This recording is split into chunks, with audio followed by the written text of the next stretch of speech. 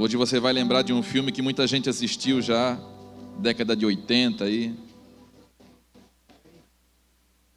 Pessoal mais antigo.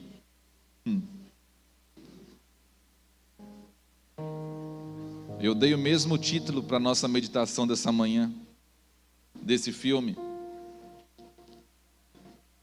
que é exatamente o que o autor de Hebreus está preocupado que não aconteça com o povo de Israel e com os ouvintes, com aqueles que leriam essa carta ao decorrer dos tempos. E você vai entender bem essa manhã em nome de Jesus. É interessante que o livro de Hebreus, irmãos, como eu falei, o autor ele está clamando para, além da obediência, ele clama uma coisa: se você ouvir a voz de Deus hoje, não endureça o seu coração, porque Deus continua falando, irmãos. Deus continua falando. Eu creio que Deus está muito mais interessado em falar conosco do que nós de ouvi-lo. Sempre foi assim. Deus falando com o seu povo e o seu povo tendo dificuldade de ouvi-lo, de lidar essa relação entre o homem pecador e o Deus que é totalmente santo. E o autor de Hebreus, ele clama por várias vezes aqui: se você ouvir a voz do Senhor hoje, é um clamor para hoje, é um clamor para o momento que você está ouvindo. E nós temos o costume muitas vezes de deixar para resolver depois. Não, vamos ouvir, vamos levar isso para o futuro. Eu penso nisso amanhã, eu penso nisso semana que vem, eu penso nisso o ano que vem. E ele está falando: se hoje há um clamor para agora, há um clamor para que se ouça a voz de Deus agora, já. E aqueles que estão ouvindo a voz de Deus, ele também vai falar aqui, esse endurecimento do coração é porque se você ouvir, começar a ouvir em algum momento, ser tocado pela palavra dele em algum momento, e você não dar uma resposta, você não se mover em relação a essa palavra, não botar em prática mesmo, não viver essa palavra, porque Deus só tem um propósito de falar comigo e com você. Só tem um propósito. Não é dar base ao seu conhecimento, não é mostrar o quanto que você sabe, aumentar esse negócio para você ficar orgulhoso. Não, irmãos. Deus ele fala para que possa nos transformar e que isso se torne prática, e que essa prática se torne um novo hábito no nosso meio. Então, aonde há cristãos hoje, deveria haver a manifestação da pessoa de Jesus Cristo, através de um estilo de vida totalmente reformado pela palavra de Deus. Então é nesse sentido que o autor de Hebreus, ele vai falar algumas coisas aqui que vão nos impactar muito essa manhã. E ele fala o seguinte: olha, cuide, porque antigamente Deus falou pelos profetas, e o povo de Israel que ouviu a Deus pelos profetas, eles pereceram por não ter ouvido os profetas. Agora, na plenitude dos tempos, Deus não falou mais pelos profetas, mas Ele escolheu falar abertamente, escancarado. Ele manifestou os seus segredos, o mistério que estava oculto. Ele começou a falar através do seu Filho, Jesus Cristo, que é a expressão exata da glória de Deus. Deus falou dessa forma, Ele está falando dessa forma. E ele fala: se aquele povo lá que ouviu os profetas, se os anjos mesmo não ficaram sem punição, se aqueles homens lá que ouviram os profetas caíram no deserto, quanto mais nós, se nós não atentarmos para aquele que fala hoje, Jesus Cristo. Que venha temor no nosso coração, irmãos, em nome de Jesus. Eu oro por temor nesses dias.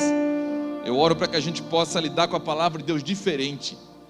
O crente, ele começou a lidar, ele caiu no lugar onde ele lida com a palavra de Deus, e você vai ver isso hoje de manhã, como se fosse qualquer coisa, como se fosse qualquer livro, como se fosse uma revista qualquer, como se fosse um jornal qualquer.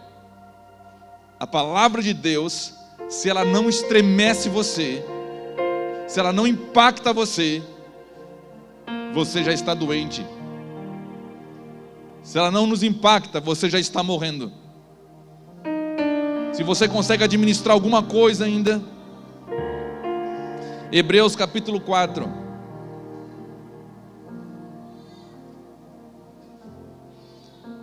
Nossa prática, irmão, de não viver segundo a palavra pode estar se tornando um hábito e pode também estar endurecendo nossos sentidos.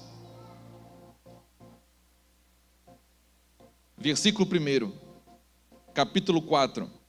Temamos, pois, que, porventura, deixada a promessa de entrar no seu repouso, pareça que alguns de vós fica para trás.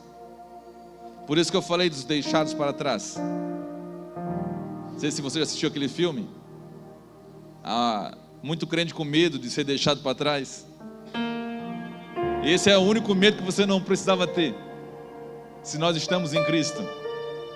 Mas o autor de Hebreus aqui, ele vai falar como que isso acontece. Então, temamos, pois, que porventura, deixada a promessa de entrar no seu repouso, a promessa de Deus, as boas novas, pareça que alguns de vós fiquem para trás. Porque também a nós foram pregadas as boas novas, como a eles, mas a palavra da pregação nada lhes proveitou, porquanto não estava misturada com fé naqueles que a ouviam. Aqui é a grande diferença de ouvir com fé e ouvir sem fé, sem esperança. Porque nós, os que temos crido, entramos no repouso, tal como disse: assim jurei na minha ira, que não entrarão no meu repouso, embora as suas obras estivessem acabadas desde a fundação do mundo. Porque em certo lugar disse assim no dia 7º, e repousou Deus de todas as suas obras no 7º dia, e outra vez nesse lugar não entrarão no meu repouso. Visto, pois, que resta que alguns entrem nele, e que aqueles a quem primeiro foram pregadas as boas novas não entraram por causa da desobediência, determina outra vez um certo dia, hoje, dizendo por Davi, muito tempo depois, como está dito: hoje, se ouvirdes a sua voz, não endureçais os vossos corações. Porque se Josué lhes houvesse dado repouso, não falaria disso de outro dia. Portanto, resta ainda um repouso para o povo de Deus. Porque aquele que entrou no seu repouso, ele próprio repousou das suas obras, como Deus das suas. Procuremos, pois, entrar naquele repouso, para que ninguém caia no mesmo exemplo de desobediência. Procuremos, pois. Se você para de procurar, você começa a desobedecer. Ou você permanece procurando, ou você começa a desobedecer a Deus e a provocá-lo. Procuremos, pois, entrar naquele repouso, para que nós que estamos procurando não venhamos cair no mesmo exemplo de desobediência. Porque a palavra de Deus é viva e eficaz, e mais penetrante do que espada alguma de 2 gumes, e penetra até a divisão da alma e do espírito, e das juntas e medulas, e é apta para discernir os pensamentos e as intenções do coração. E não há criatura alguma encoberta diante dele, antes todas as coisas estão nuas e patentes aos olhos daquele com quem temos que tratar. Irmãos, uma coisa gloriosa resta um lugar para que eu e você pudéssemos entrar. E ele diz que aqueles que estão guardando a palavra é como se já estivessem entrando nela. É como se já tivessem pela fé já nesse lugar. Eu quero falar uma coisa para você: não há nada no mundo, nada que os seus olhos podem ver, que pode saciar você ou gerar dentro de você o que somente esse lugar pode gerar. Deus fala que esse lugar existe e ele está reservado para mim e para você. Existe um lugar de repouso. Eu não sei o que isso representa aos seus ouvidos, irmãos. Eu não sei o que isso representa no seu coração. Existe um lugar para que você entrar e repousar em Deus, descansar de todas as suas obras. E é interessante que quando você começa a ver o cristianismo dos nossos dias, parece que muitos esqueceram disso, porque parece que vivem valorizando muito mais a realidade dos seus dias agora do que uma realidade futura. Parece que eles investem mais na realidade daquilo que nós estamos vendo do que naquilo que os nossos olhos não veem, mas nós cremos que um dia nós vamos entrar nesse lugar. Não é à toa que o autor diz que é pela fé, é necessário fé, para aqueles que estão ouvindo essa palavra, possa gerar alguma coisa dentro de você. Porque o mesmo autor de Hebreus, no capítulo 11, diz que a fé é a prova daquilo que nós não vemos, é a certeza daquilo que nós esperamos. Quando você tem um coração cheio de fé e você recebe a palavra da promessa, então isso começa a ter os seus efeitos dentro de você, dentro de mim. Agora, quando isso não acontece, o que o autor teme é que o que aconteceu durante 40 anos no deserto com Israel, que é o exemplo que ele dá para mim e para você aqui, pode vir a acontecer de novo. Porque daquela geração que saiu do Egito, somente Josué e Caleb entraram. Sabe o que representa isso, irmãos? É muita gente que ficou para trás, porque não creram. Porque no dia da tentação, e a tentação ela não é o pecado em si, ela vai vir para todo mundo, mas o problema é o que você faz na tentação. E esses homens na tentação, eles provocaram a Deus. Quando eles entraram no deserto, passaram pelo Mar Vermelho, a primeira oportunidade que eles tiveram, quando eles sentiram sede, eles procuraram em Meribá Moisés e falaram: olha, por acaso faltava lugar para deixar a gente morrer lá? Tinha que trazer a gente para o deserto aqui, sentir sede e a gente perecer aqui no deserto. E eles começaram a murmurar, porque não creram. Irmãos, quando Deus começa a falar comigo e com você, escute isso. Quando Deus começa a falar e você começa a não acreditar, não confiar naquilo que Deus está falando, crer e confiar numa palavra, você automaticamente, o seu coração começa a endurecer. E como é que está o seu coração hoje? Como é que eu posso ver, pastor? Como que o seu coração reage quando você ouve essa palavra? Como o seu coração reage quando você ouve a palavra de Deus, ou lida com ela, ou ela toca em você? Aqueles homens viram Deus, irmãos, não houve uma geração no mundo que viu mais milagres do que aquela geração no deserto. 1 Coríntios 10 diz que eles passaram pela mesma água, eles foram batizados ali, eles comeram do mesmo maná, eles beberam da mesma água espiritual, e a água que saía daquela rocha era Jesus Cristo. Mas contudo Deus não se agradou deles porque eles desobedeceram. E não somente desobedeceram, porque a desobediência de um povo privilegiado, irmãos, é uma provocação. Você se torna privilegiado quando a palavra de Deus começa a encontrar lugar no seu coração. Você é um privilegiado, você foi abençoado. E mesmo depois disso, como aquele povo, começou Deus a falar com eles, mostrar, e eles começaram a murmurar e reclamar para Deus. Então o autor aqui ele fala que eles não somente desobedeceram, mas eles entraram num outro lugar muito mais terrível, que é, eles provocaram a paciência de Deus. Deus fala uma vez, eu sempre pedi um coração obediente a Deus, e um coração que eu percebi, que me chama a atenção, por isso que ele é o pai da fé, tido como pai da fé, é Abraão. Quando Deus falou com Abraão pela primeira vez, ele ouviu a Deus e respondeu imediatamente, sem questionar absolutamente nada. E hoje às vezes Deus fala conosco, nós pedimos prova, nós queremos argumentar com Deus, e o pior, irmãos, que o nosso crivo de obediência não tem se tornado mais a própria palavra de Deus, para conferir as coisas espirituais com as espirituais, mas o crivo tem se tornado a nossa própria carne, a nossa vontade. Então Deus falou alguma coisa hoje, você vai avaliar isso como? Você vai avaliar isso de acordo com a sua vontade, com os seus sentimentos. Deus falou isso para mim? Eu acho que não é bem assim. Eu acho que não é desse jeito. Irmãos, a nossa prática de não viver segundo a palavra, ela pode estar se tornando um hábito e esteja endurecendo nossos sentidos. Cada vez, escute isso, Cada vez que você ouve a palavra de Deus e não responde a ela, aí você pode julgar a você mesmo. Lembra aí, que Deus traga a sua memória essa manhã. Cada vez que Deus fala e você recua, cada vez que Deus fala e você negocia os seus princípios, cada vez que Deus fala e você dá uma desculpa, das mais variadas possíveis, o seu coração, os seus sentidos vão se endurecendo. E qual é o problema do sentido endurecer, o coração endurecer? É porque vai ficar cada vez mais difícil de você ouvir, cada vez mais difícil dessa palavra impactar você.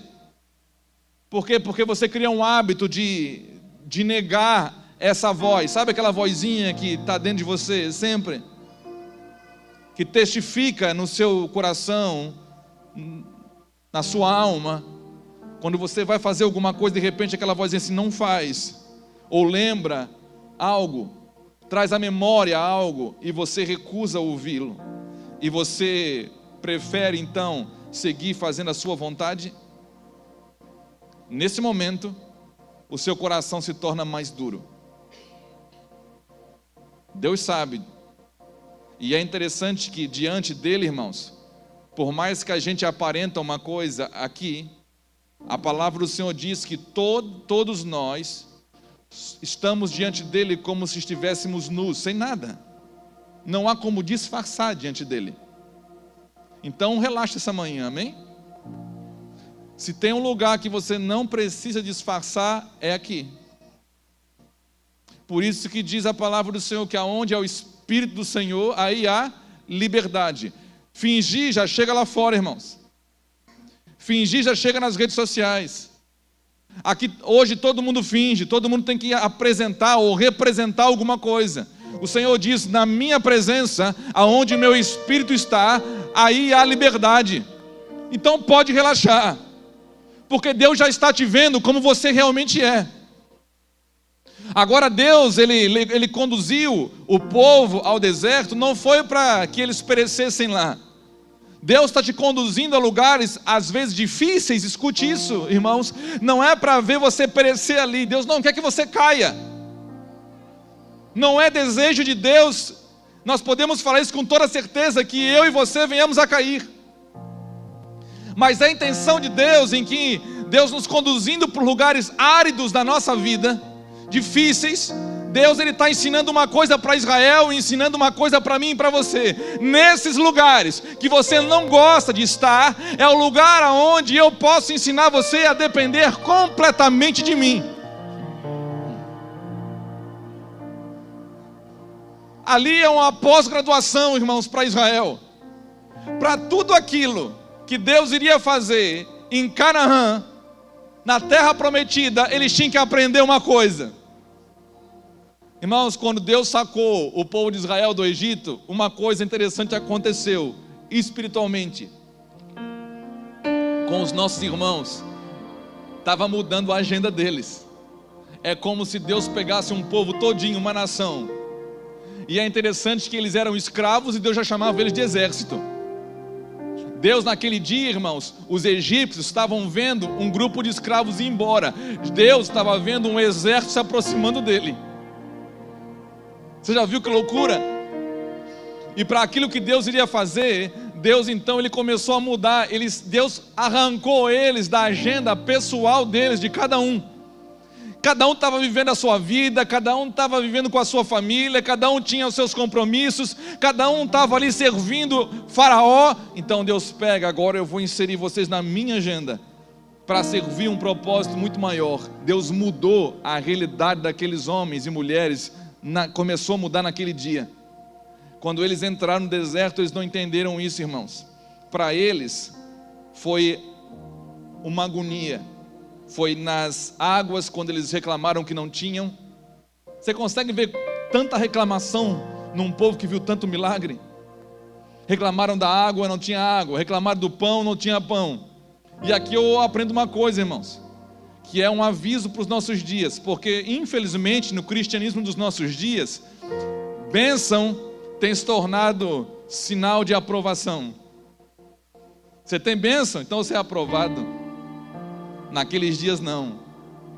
Deus, a cada bênção que dava, Deus estava dizendo: vocês estão sendo reprovados. Vocês querem água? Eu vou dar água. Mas vocês não estão sendo aprovados. Vocês estão me provocando. Vamos ver agora se Deus está com a gente ou não. Eles falavam isso. Quando eles pediram água, eles falaram: vamos ver agora se Deus está conosco ou não. Irmão, Deus já tinha falado que estava com eles. Deus já tinha mostrado que estava com eles. Deus tirou eles com tantos sinais e maravilhas. Eles não tinham necessidade alguma de perguntar sobre isso.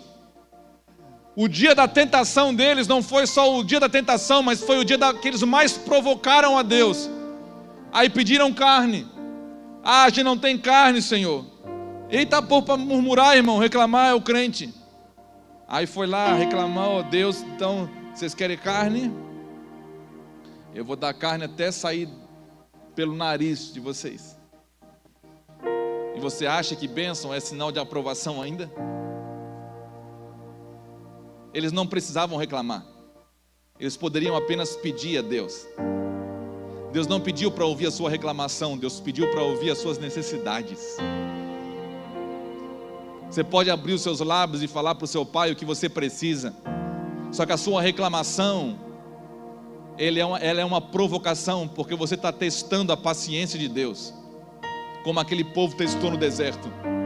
E o autor de Hebreus está falando: olha, eu estou temendo porque assim como aconteceu já uma vez, porque a única coisa capaz de fazer um povo não se endurecer e não cair é um povo guardar a confiança da sua promessa até o último dia.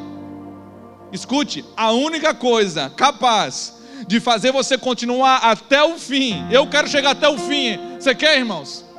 Você quer chegar até o fim como? Guardando a promessa de Deus, a sua confiança até o fim? Ou você quer chegar até o fim reprovado, caindo, com o coração endurecido a cada dia? E pelo que o autor descreve aqui, você vai perceber uma coisa: a realidade que fez aqueles homens caírem não tem o poder de te levar até o final como Deus quer.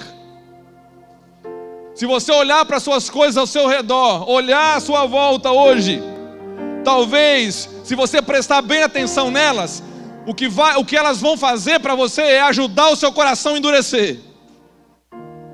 O que vai fazer o seu coração ficar um coração sensível a Deus não são a realidade dos seus dias. Talvez não é aquilo que está à sua volta, que você pode tocar, apalpar, ouvir com seus ouvidos naturais.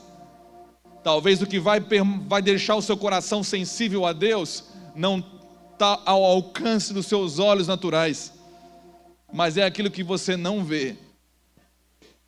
Se Israel, naqueles dias, percebessem que aquela rocha era Cristo, já estava ali, porque todos os profetas falavam dele. E é interessante que eles não perceberam isso. Assim como muitos hoje não têm percebido que Cristo continua falando. Porque hoje nós podemos olhar para trás como um exemplo, como lembrança, e que os pecados cometidos pelos pais possam servir de exemplo para que os filhos não cometam o mesmo pecado. É nesse sentido que o autor de Hebreus está falando. Ele não está diminuindo Israel, ele está olhando para Israel e usando Israel como modelo para mim e para você. Aqueles homens, aquela geração, ela caiu, mas nós podemos ter algo melhor. Se eles caíram, você não precisa cair.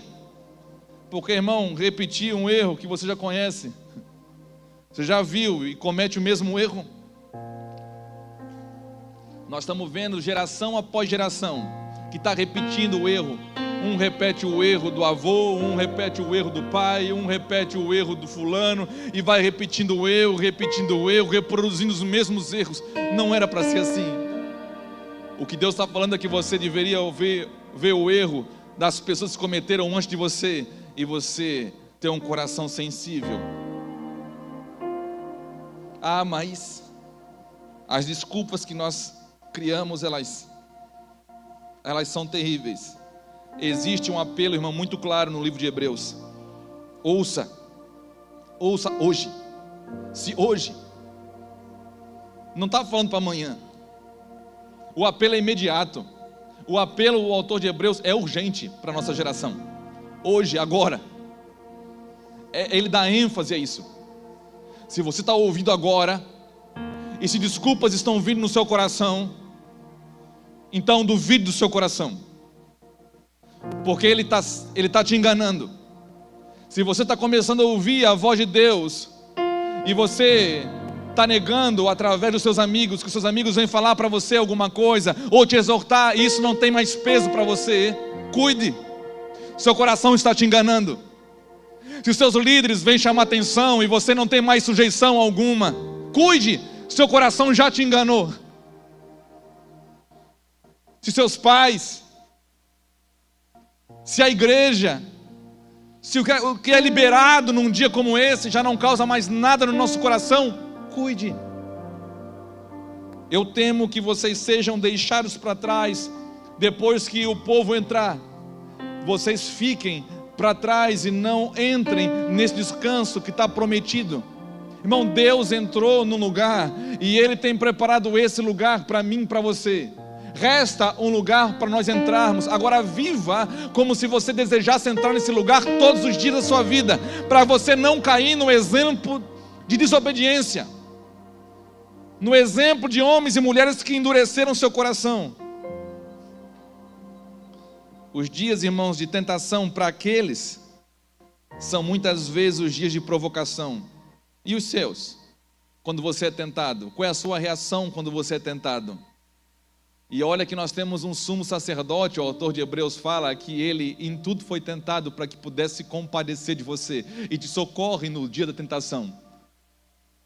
Sabe o que acontece? É que muitas vezes nós somos tentados e nós estamos muito mais afim de encontrar base para cair na nossa tentação do que para rejeitar a nossa tentação. Hoje tem muitos crentes que estão muito mais voltados para justificar a sua tentação e dar um alívio à sua consciência, dando uma base bíblica e teológica para dizer que é permitido eu cair, do que ter os seus sentidos preservados e mostrar, independente do que eu estou sentindo, eu quero ficar com o que Deus está falando, independente das minhas emoções, porque elas querem algo que eu não quero, eu quero ficar com a palavra de Deus. Independente se eu vou ganhar menos, independente se eu vou ter alguma desvantagem hoje no mundo, eu quero ficar com o que Deus está falando. É esse tipo de homem e de mulher que eu creio que o autor de Hebreus está escrevendo. E se você só tem um jeito, como nós lemos aqui, de permanecer firme até o fim, que é retendo a promessa dele. Você ouviu que tem um lugar para entrar? Você ouviu? Aqui nós lemos? Você ouviu? Existe o que? Um lugar de repouso. Você crê nisso? Qual é a evidência disso? Porque quem crê, existem sinais. A fé sem as obras da fé, sem os sinais. Eu gosto muito de um texto que diz que de vocês nós esperamos coisas melhores, coisas que acompanham a salvação, porque não são poucos homens nas Escrituras que alertam sobre isso. A sua fé, ela precisa ter evidência. Quando você crê, quando você guarda uma palavra, quando você carrega a palavra de Jesus, não adianta, irmãos, isso vai transparecer de alguma forma. Se não transparecer, é porque você não carrega. Se a palavra de Deus não está gerando uma pureza na sua vida, andar segundo Jesus andava, segundo o modelo de Jesus, não adianta, irmão, você não carrega, você não crê. E talvez, irmãos, é o que muita gente precisa reconhecer para ser curado. Eu não carrego mesmo, eu não creio. É melhor fazer isso agora, vai por mim, do que chegar lá no último dia e falar: Jesus, a gente arrebentou no teu nome, a gente fez isso, fez aquilo, e o Senhor olhar para você e falar: eu não te conheço. Foi deixado para trás. Em algum momento caiu. Em algum momento negociou aquilo que é a única coisa que é inegociável. Irmão, se tem uma coisa na sua vida que é inegociável, é a palavra da verdade. É aquilo que está escrito nesse livro. Você deve guardar e guardar até o fim. Se você guardar, é a garantia de que você vai entrar na promessa, assim como Josué e Caleb entraram e uma geração toda ficou para trás. Irmão, Deus, escute algo, Deus está permitindo nós vermos que dependemos totalmente dEle. Não foi assim que Jesus falou já em João 15? Sem mim, vocês não podem fazer nada. Isso traduzindo, é Deus ensinando que nós dependemos totalmente dEle. Você depende totalmente dEle no seu casamento, você depende totalmente dEle na relação com seus filhos, você depende totalmente dEle no seu trabalho, você depende totalmente dEle naquilo que você exerce como ministério, você depende totalmente dEle. Você depende totalmente dEle nas suas perdas e nos seus ganhos. Você depende totalmente dEle no dia da tentação. Você depende completamente dEle. E parece que o que Deus está mostrando para mim e para você é quando nós entramos nessa vida e nós começamos a conhecer o Senhor Jesus, talvez é a principal coisa que nós vamos descobrir, Ricardo, é que nós dependemos completamente dEle. E quanto antes você descobrir isso e essa revelação cair no seu coração, mais libertador vai ser. Quanto mais rápido essa verdade ela encher o seu coração, irmãos, o endurecimento do coração é a fonte de todos os outros pecados. Sabe por que o autor está aqui, está chamando a sua atenção para o seu coração não endurecer, e eu estou indo na onda dele? É porque se o seu coração endurece hoje, são pecados que vão vir à luz amanhã. O endurecimento do seu coração é o início, é um campo fértil. Um coração duro é um campo fértil para pecados começarem a nascerem ali. Não adianta nós reclamarmos, irmãos, eu estou sendo tentado, minha vida está assim, e o pecado está surgindo. É porque em algum momento, se você começar a olhar, não, pastor, comigo não aconteceu assim, foi acaso. Não, irmãos, você tem que ouvir o que está escrito. Você pode dar desculpa que for, mas o pecado, ele se origina em corações endurecidos. Quando nós estamos falando de homens e mulheres que receberam a palavra de Deus, um dia foram iluminados, os pecados que surgem agora são fruto de um endurecimento do coração. Em algum momento, quer ver uma coisa, um exemplo? Você resolveu em algum momento, teve um conflito com alguém. Quem aqui já teve conflito com algum irmão? Todo mundo. Aí você resolveu não ouvir o que está escrito na Bíblia. Você ouviu o seu coração e você negou perdoar essa pessoa, liberar essa pessoa, mas você prendeu ela em jaulas no seu coração. Você deixou ela cativa no seu coração. Isso você escolheu por conta própria. E quando você desobedeceu, porque, irmão, a gente tem que dar nome aos pecados. Falta de perdão é pecado.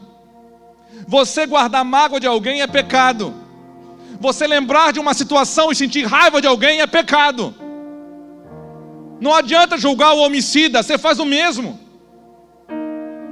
Não adianta julgar aquela pessoa que matou, atrocidade. Uma maior atrocidade é o camarada que tem a palavra de Deus e resolve não perdoar alguém.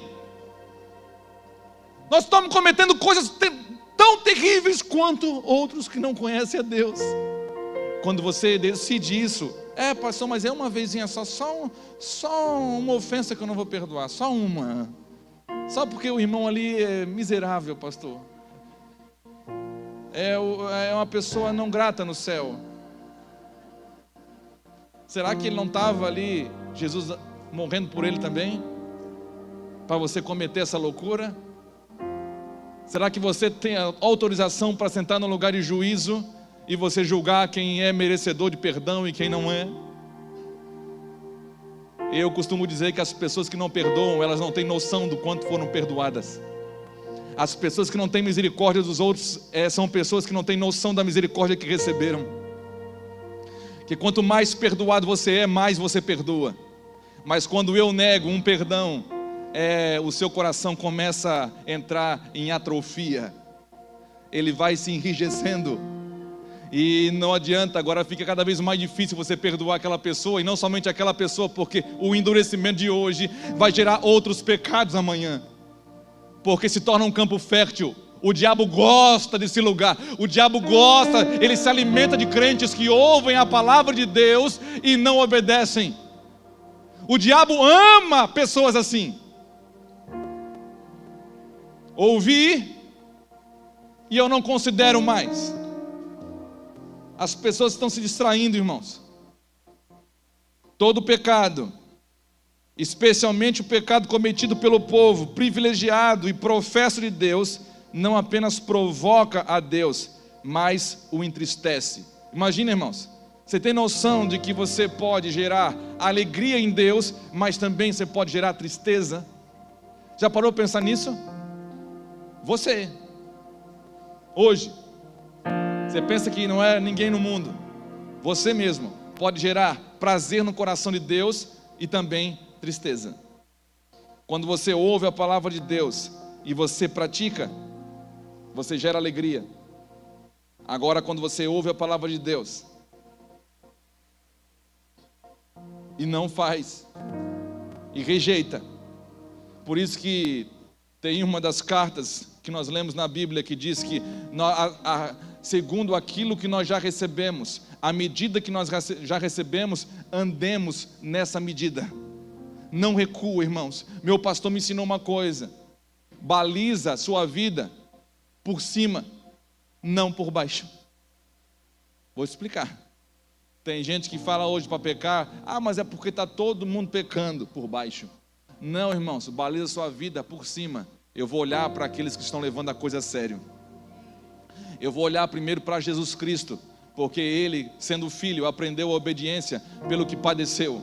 Porque no dia que Ele clamou a respeito da morte, para ser livre da morte, o Pai ouviu, mas Ele morreu e foi fiel até a morte, morte de cruz. Porque o maior milagre não é Deus atender a sua oração, mas é Deus transformar o seu coração, para que você tenha prazer na vontade dEle.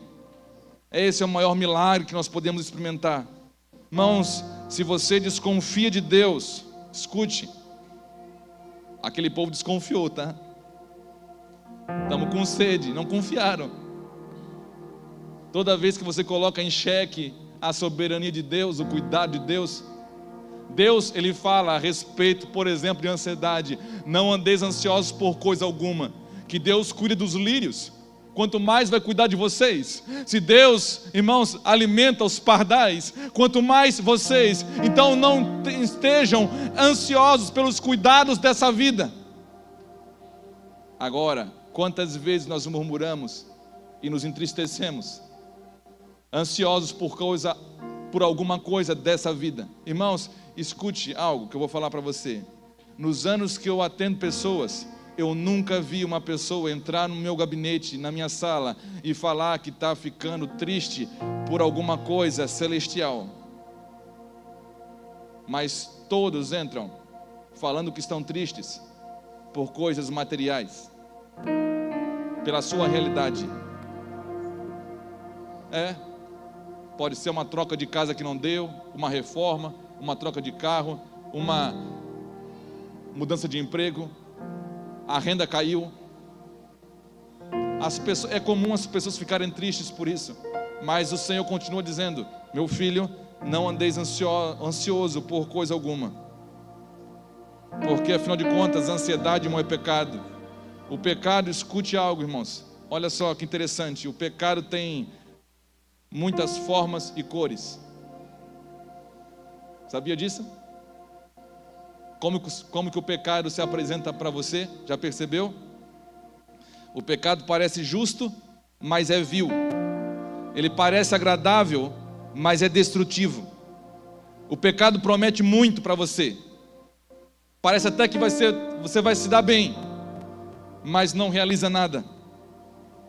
O engano do pecado endurece a sua alma. Um pecado permitido dá lugar a outro pecado. E todo ato de pecado confirma o seu hábito. Assim como a pureza e santidade, ela é resultado da prática de um costume. pautado nas Escrituras Sagradas, a prática do pecado definha a alma também, e estabelece novos hábitos em você. Se uma pessoa iluminada como você pela palavra de Deus decide entrar pelo campo da mentira, por exemplo, você mente uma vez, endureceu seu coração hoje, porque você sabe, irmão, que eu estou falando para você. Quando nós cometemos, uma vez que nós somos iluminados pela palavra de Deus, quando você vai cometer alguma coisa pela primeira vez, você está sendo tentado, a sua consciência clama na hora, não clama? Na hora. Há um testemunho interior dentro de você que clama. Se você tem o Espírito de Deus, ele clama dentro de você, ele fala. Se o homem ali foi tentado, antes de trair a sua esposa, há um Espírito que clama dentro de você. Se você está sendo tentado a ganhar alguma coisa de forma ilícita, o Espírito clama dentro de você. Se você está ali, pronto a negociar algo que vai infringir um princípio de Deus,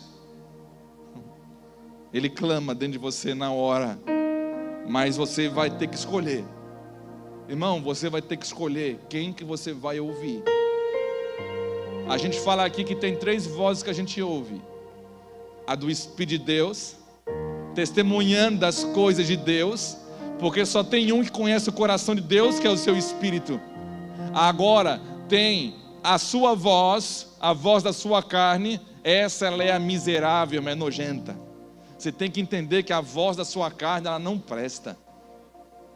Tem gente que pensa que a carne está convertida, irmão. A sua carne não se converte. O seu corpo está guardando a redenção, a plena adoção dele. Mas tem uma terceira voz, que é a voz do diabo, que todo mundo bota a culpa nela, irmãos. Mas a voz do diabo, coitado, ele só fala o seguinte: normalmente ele fala assim: a sua voz é a verdadeira. Ouça o que diz a sua voz. O Senhor diz: ouça o que o Espírito diz à igreja. E o diabo diz: ouça o que a sua voz está falando com você. Ela é a verdadeira. Dê crédito à sua própria voz. Irmãos, há um evangelho hoje sendo pregado, dando crédito à voz de cada um de nós. Mas o evangelho verdadeiro de Deus, aquilo que o autor de Hebreus está falando, ele fala, ele está testificando comigo e com você. Só tem uma voz verdadeira, uma voz absoluta, uma voz soberana, que nós precisamos ouvir e guardar. O endurecimento do coração, deixa eu falar um pouquinho para você. Não endureça os seus corações, não torne o seu coração insensível à voz de Deus, à advertência, à exortação de Deus. Irmão, coração duro, vamos ver se você tem o seu coração, como é que está? Se está maciozinho. Como é que está o seu coração? Deus está falando com você? Deus está pegando o seu coração hoje? A palavra está alcançando o seu coração, ou você já lacrou ele? Ah, essa palavra não é para mim não, pastor. Essa palavra é para o João, que não está aqui. Minha mulher que tinha que estar aqui ouvindo. Desgraça, né? Ah, se o fulano tivesse aqui ouvindo essa palavra. Irmão, em ambientes como esse, Deus fala com você. Deus não dá recado. Deus não brinca de telefone sem fio. Ah, vai falando para o outro, para o outro, para o outro, para o outro. Não, irmão, Deus está falando com cada um. Deus fala num ambiente como esse. A palavra de Deus está sendo propagada e ela está alcançando alguns corações e outros eu sei que não. Sempre é assim. Em ambientes espirituais como esse, alguns recebem muito, outros recebem pouco e outros não recebem nada. Por quê? Porque endurecem o seu coração. Ainda estão cheios de razões. Tem argumentos para tudo. A gente sabe, irmão, o pastor está pregando, o coração duro já vai argumentando tudo. Mas a gente não tem que verificar, não, irmão. Verificar nas escrituras é uma coisa, argumentar contra a verdade é outra coisa.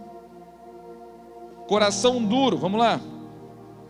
É aquele onde, escute só, irmãos, pode ser libertador para você, para nós. Coração duro é aquele onde a consciência está cauterizada e insensível, onde a verdade não causa mais impressão alguma, onde nenhum efeito religioso é produzido pelas aflições, não há nenhuma contrição de espírito, não há nenhum constrangimento mais. Sabe o crente quando ele já fica sem vergonha? Já está ali mesmo, ele já peca na caruda, irmãos. A gente fica questionando como é que um homem de Deus às vezes está no altar e traindo a esposa. Como é que um líder de ministério estava tocando aqui e ele está traindo a esposa? Como que aquele homem que está lá na porta recebendo as pessoas? Irmãos, nós com o coração endurecido, nós temos a habilidade de fazer qualquer coisa, pensando que ninguém está notando e Deus também não vai notar. Mas nós esquecemos que o autor de Hebreus está falando aqui, ele termina essa perícope falando isso. Não esqueçam de uma coisa, porque a minha palavra, que testifica da minha vontade, ela é mais penetrante do que uma espada, que penetra até as juntas e medulas, que vai até a divisão da alma e do espírito. É aí onde você é descortinado. Não há desculpa nesse lugar onde a palavra de Deus alcança. A gente pode até fazer cara de ver Deus, desculpa, aparência de religioso, mas a palavra de Deus, ela não se importa com isso. Deus não considera isso. Deus não considera as patentes que nós teimamos em carregar. Deus não considera a glória ou a autoridade de cargos religiosos. Deus não considera nada disso. Deus não vê isso. Deus, Ele vê eu e você como se nós estivéssemos nus diante dEle, sem nada. E tudo fica claro e patente diante dEle. Onde a dureza de um coração duro é onde a pregação é ouvida sem interesse mais. Por isso que em muitos lugares aqui não, tem gente que dorme. Às vezes é sono mesmo, de uma jornada de trabalho e tudo mais, às vezes é espiritual, tá? Sabia disso? Quase sempre espiritual. Ou sempre.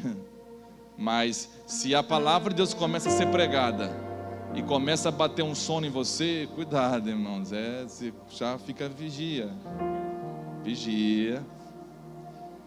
Se a gente sai daqui e vai fazer alguma coisa, a gente já fica ligadão direto, não fica? Acabou a palavra, já estou. Agora começou a pregar, por quê? Porque a sua carne não está disposta a ouvir isso daqui. A gente não gosta, a carne não gosta, irmãos. A gente perde interesse pela pregação do Evangelho. E aonde a mente não é afetada mais aos apelos exteriores, como dos amigos que eu falei, dos líderes, a recusa de ouvir a Deus está ligada ao endurecimento do coração. Irmãos, aquele povo, eles ouviram e viram, mas não creram. Eles se recusaram a obedecer. E a cada momento que recusaram obedecer, isso é um recado para nós. A cada momento, a cada vez, a cada ato que você recusa obedecer a Deus, sabendo da verdade dEle, você o provoca. Você provoca a Deus. Eu provoco a Deus se eu fizer isso. E quanto mais você tem de Deus, a iluminação do Espírito da palavra, maior é a provocação. Porque a maior provocação é feita pelos privilegiados, não no sentido pejorativo da palavra, mas por terem recebido uma grande iluminação da palavra. Um dos maiores erros, irmãos, daquele povo foi considerar que aquele momento que eles estavam vivendo era realmente mais importante que a promessa futura. O povo do Messias, ele deve ser conhecido por viver baseado nas promessas futuras, não na realidade presente. O povo do Messias é isso. Nós não podemos viver dessa forma. Para terminar, não troque este princípio que preserva seu coração pelo simples e pecaminoso desejo de sobreviver a qualquer custo. O desejo de Israel era esse: nós precisamos sobreviver, tem que ter água, tem que ter pão, tem que ter carne.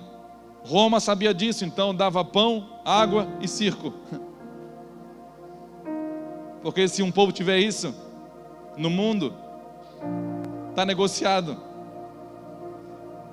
Agora o povo de Deus, Deus espera, eu creio, que coisas muito melhores do que isso.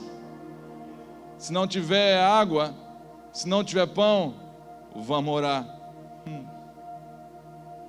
Ah, pastor, o senhor não conhece a minha realidade na minha casa. Irmão, eu vou falar uma coisa para você.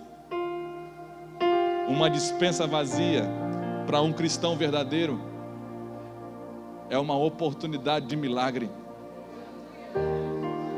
Nós já vivemos isso.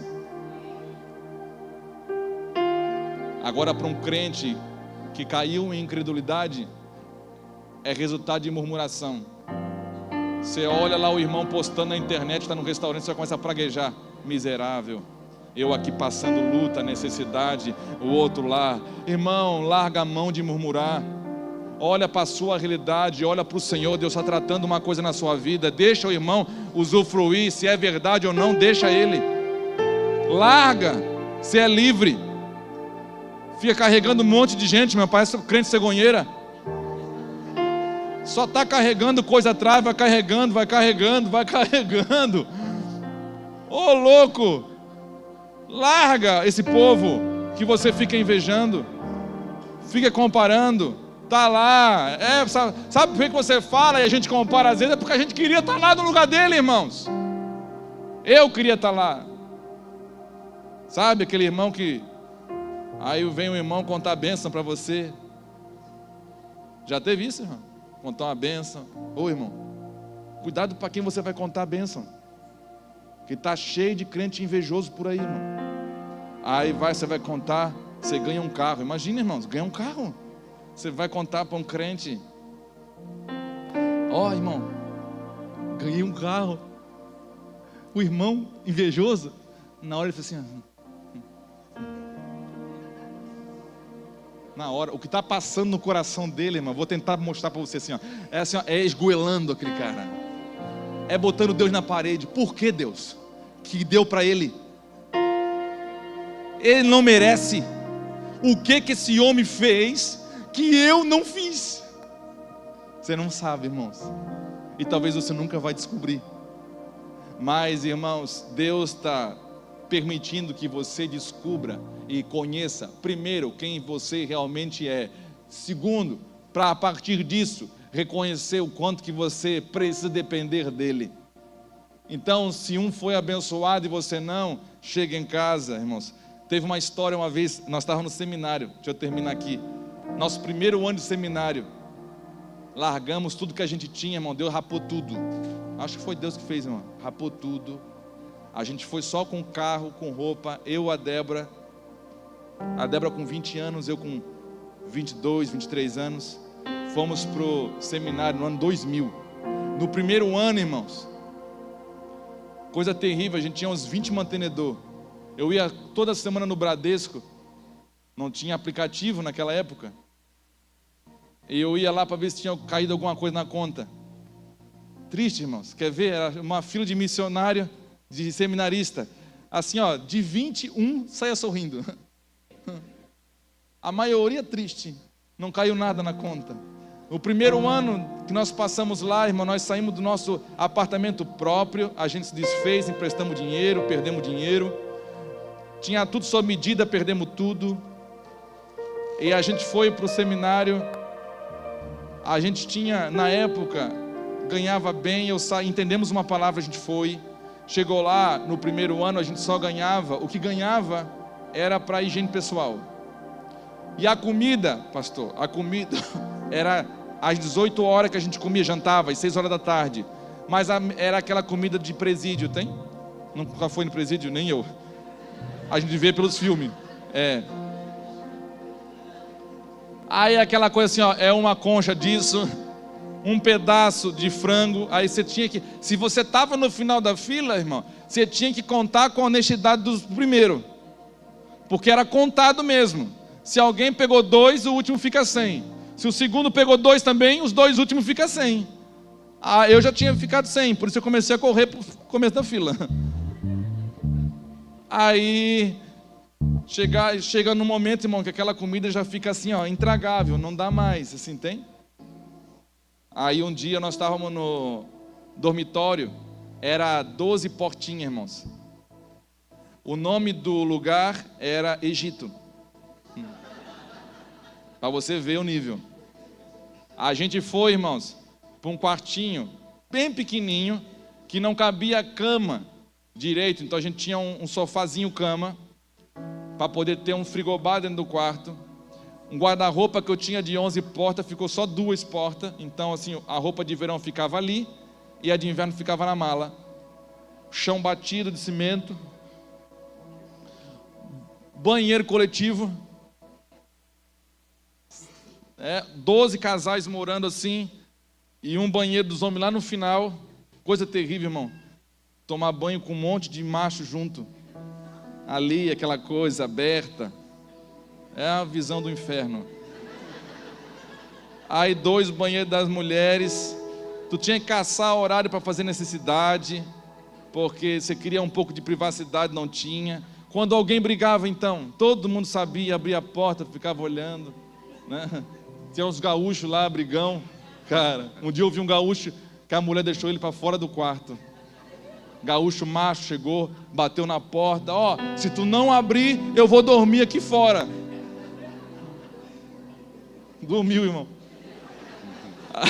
Aí, um dia, nós com muita fome, escute isso, nós com muita fome, a gente ficou, o estômago roncando, assim, o desejo de comer uma comida gostosa, irmão. Tinha uma cozinha coletiva ali, no Egito.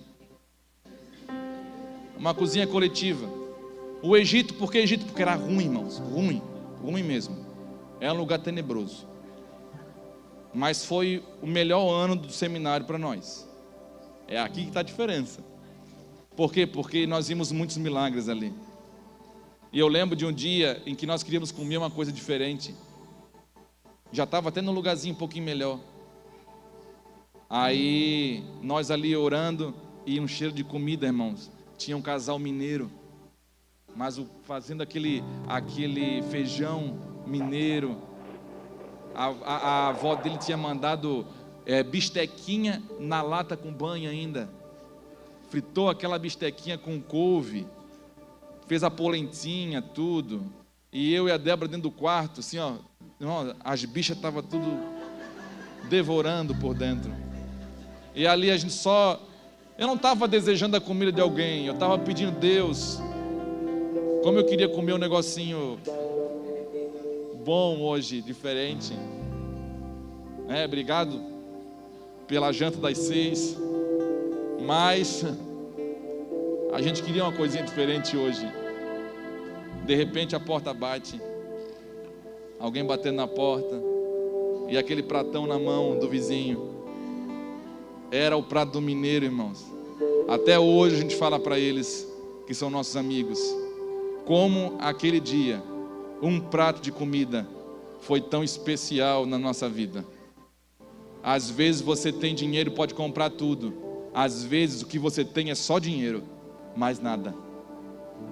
O que Deus está gerando em Israel, estava gerando, e o que Deus está gerando em mim e você, é um coração para depender dEle. Se não tiver nada, irmãos, lidar com picanha todo dia é fácil. Eu quero ver você olhar para o feijão, ou só para o arroz, levantar a mão e dar graça. Senhor, obrigado por esse arroz, sabor picanha. E ficar grato, feliz. Se tiver, glória a Deus. E se não tem, glória a Deus. Aproveite e jejua. Irmãos, Deus conduziu um povo para o deserto para aprender a depender dEle. E o autor de Hebreus fala: eu temo que vocês recebendo a promessa, alguns abandonando ela, esquecendo dela, tirando os olhos dela, vocês acabam ficando para trás. Por isso que ele fala: se hoje ouvires a voz do Senhor teu Deus, não endureça o seu coração. E ele também fala de uma verdade, ele repete nos primeiros capítulos, que nós sejamos encontrados retendo a confiança da promessa, da esperança até o fim. Até o fim. Sabe, irmão, crente tipo Highlander, só cortando a cabeça. Você não abre mais a mão da convicção que você tem em Deus. Você não abre mais a mão da esperança que você tem nele. Você não abre mais a mão das promessas que Deus deu.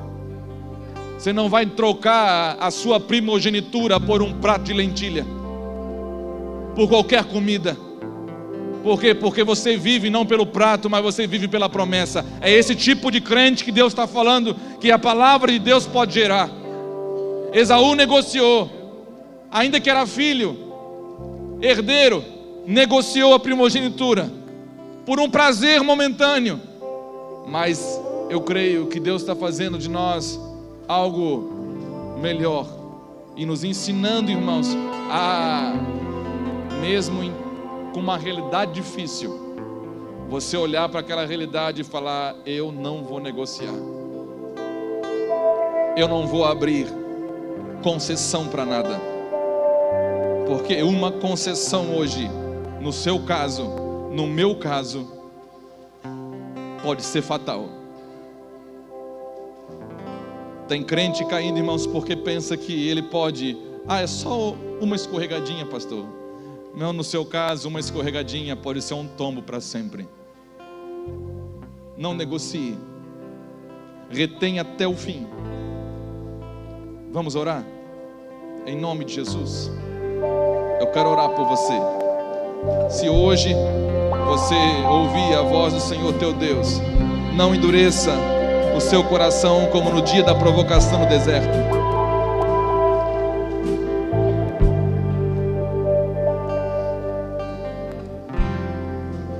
A primavera trouxe a mim das minhas feridas flores nascer. Em meu peito um selo, eu sou do meu amado, e os seus desejos são por mim. Dos vales posso avistar as colinas, e delas posso estudar os seus passos se aproximando. Eu sou do meu amado, e os seus desejos são por mim, e eu elevo os meus olhos para além dos montes. Eu sei, de lá vem o meu socorro, e Ele vem saltando.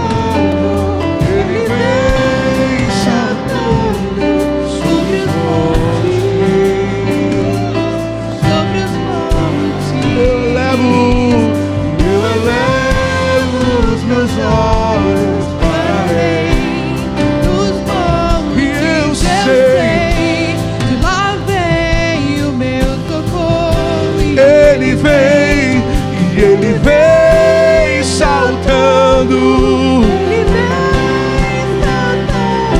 sobre os montes, Yeshua. Sim, Yeshua.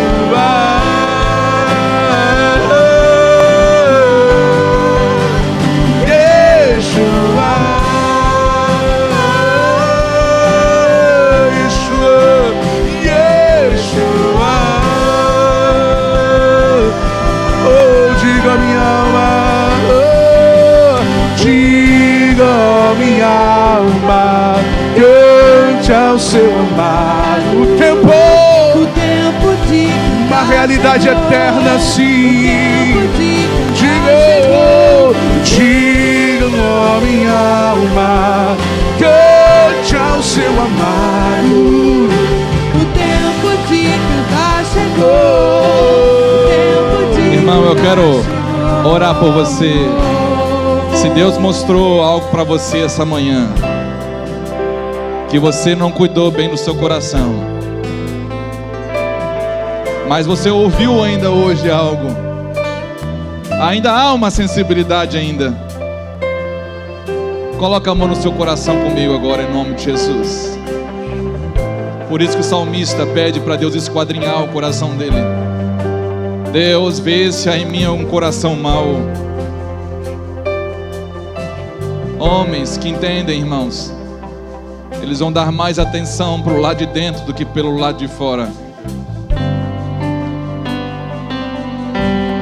Às vezes a roupa é bonita, as vestes sacerdotais são belas, mas o coração está completamente endurecido já. Deus toca nesse coração, Deus, e opera milagre essa manhã, Senhor. Deus, não há um coração de pedra que o Senhor não possa transformar, em nome de Jesus. Deus, restaura a sensibilidade nesse coração. Restaura, Senhor, a sensibilidade à Tua palavra. Restaura o temor, Senhor, nesse coração, em nome de Jesus, para a Tua honra e para a Tua glória. Toca nos Teus filhos, Senhor. Dá-nos um coração com temor, Deus, para que a gente não venha brincar com a Tua palavra, Senhor. Em nome de Jesus. Em nome de Jesus, Pai. Que ninguém aqui fique para trás, Senhor. Que ninguém aqui fique para trás, Senhor, em nome de Jesus. Mas que haja temor, haja santidade, haja pureza para Ti, Senhor. Em nome de Jesus. Em nome de Jesus. Em nome de Jesus, Senhor. Diga, minha alma, cante ao seu amado. O tempo de cantar chegou. Não mais por vistas.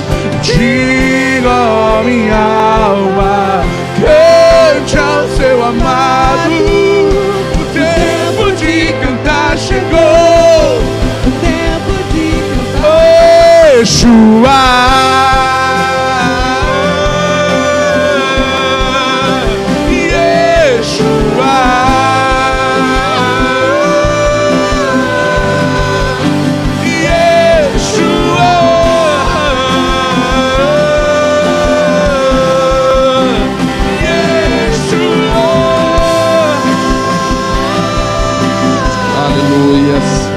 Aleluias. Glórias a Ti, Jesus. Glórias a Ti, Jesus. Aleluias. Aleluias. Aleluias. Aos Teus pés me rendo, Aleluias. pois a Tua glória quero ver. Eu quero ir mais fundo, leva-me mais perto. Onde é amanhã, não é somente hoje. O lugar aos Teus pés me rei. Amanhã, segunda, terça, quarta, sábado e domingo. Eu quero ir além de mim mesmo. Eu quero ir mais fundo. Leva-me onde eu te encontro, no lugar secreto, aos meus pés, aos Teus pés, Jesus. Pois a Tua glória. Quero ver, queremos ver tudo, tudo, tudo. Eu mais quero é vir, me envolva. Tua majestade é real, Tua voz ecoa em meu ser. Tudo, tudo, tudo que eu mais quero é Te ver. Me envolva. Tua majestade é real, Tua voz, Suas vozes, tudo que eu mais quero, tudo que eu mais quero é Te ver. Me envolva com a Tua glória. Tua majestade é real, Tua voz ecoa. É só Tua voz que eu quero, tudo que eu mais quero é somente ouvir a Tua voz. tua majestade, tua voz ecoando. Aleluia. Glória a Deus. Você pode aplaudir o Senhor.